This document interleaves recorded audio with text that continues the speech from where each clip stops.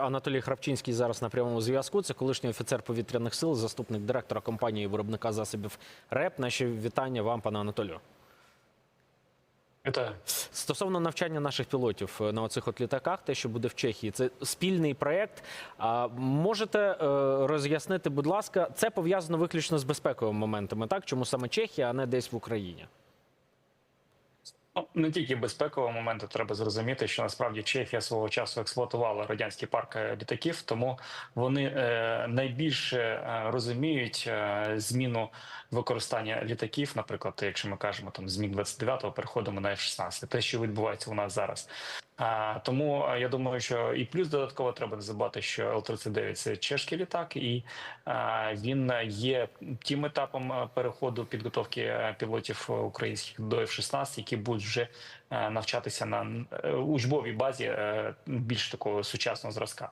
Тому і плюс додатково ж таки, вкотре буде повторюся стосовно того, що Чехія – це та країна, яка експлуатувала літаки старого радянського зразка, і вона розуміє основні акценти, на що треба приділяти увагу, коли ти переходиш з радянської техніки на техніку зразків НАТО.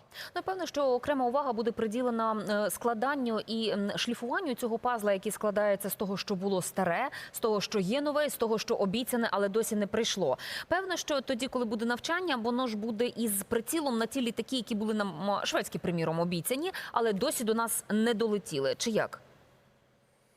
Ну, знов таки, давайте зауважимо, що підготовка пілотів відбувається в декілька етапів, і є підготовка, коли навчаються на легкомоторних літаках, потім навчаються на реактивних типу Л-39, і все це передбачає в подальшому експлуатацію будь-яких типів літаків, міражів, Саабів або F-16. Знов таки, тут треба зрозуміти, що ми кажемо не просто про перенавчання, наприклад, пілотів, які навчалися в Україні, а про підготовку пілотів з нуля, тобто з вузів Харківського вузу, авіаційного.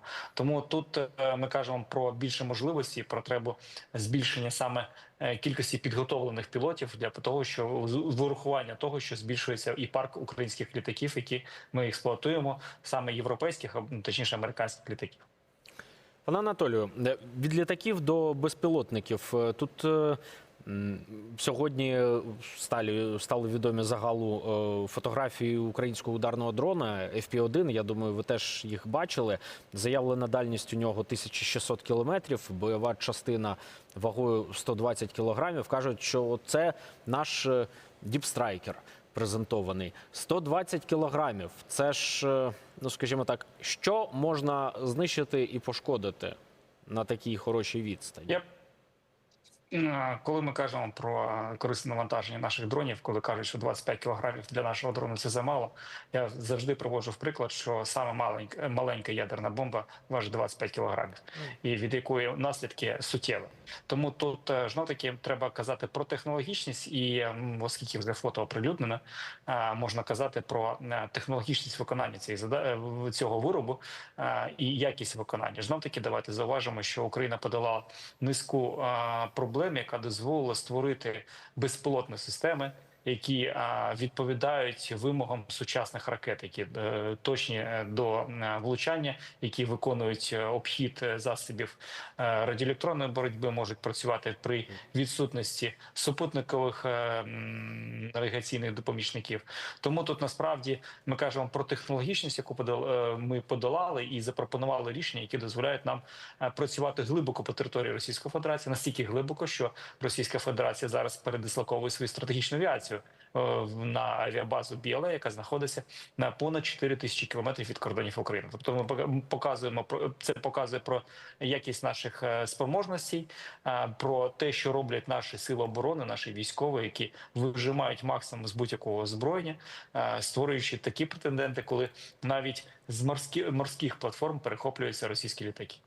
Відбій загрози застосування балістичного озброєння, повідомляють повітряні сили Збройних сил України. Тим часом безпілотники курсом на Запоріжжя залишаються зоною небезпеки, повідомляють наші повітряні сили. Пане Анатолію, давайте проговоримо зони ризику, які можуть бути зонами росту, якщо хочете, прекрасних феєрверкових заходів або інших способів повеселити російську публіку, з урахуванням того, що стягнули за ППО під Москву або навколо. У нас хвилина. Знов таки, давайте зважимо, що я розумію бажання у кожного українця побачити вибухи на Червоній площі під час параду 9 травня. Але давайте зважимо, що Україна воює як держава, яка дотримується міжнародних правил, і точкове бомбардування важливих об'єктів є найважливішим, тому що знов таки треба зауважити, що на Червоній площі буде велика кількість супущення цивільного населення, а це заборонено нормами, будь-якими нормами використання будь-якого озброєння, де є цивільне. Але давайте зауважимо, що Росія стягнула більшість своїх засобів протиповітряної оборони для того, щоб захистити Червону площадь від можливих уразень з боку України. Це дає нам змогу бити по інших важливих місцях, де Росія залишилась оголена без засобів протиповітряної оборони. Пане Анатолію, дякуємо вам, що доєдналися і роз'яснили ці моменти. Анатолій Храпчинський – це колишній офіцер повітряних сил та заступник директора компанії-виробника засобів РЕБ. Він був на прямому відеозв'язку.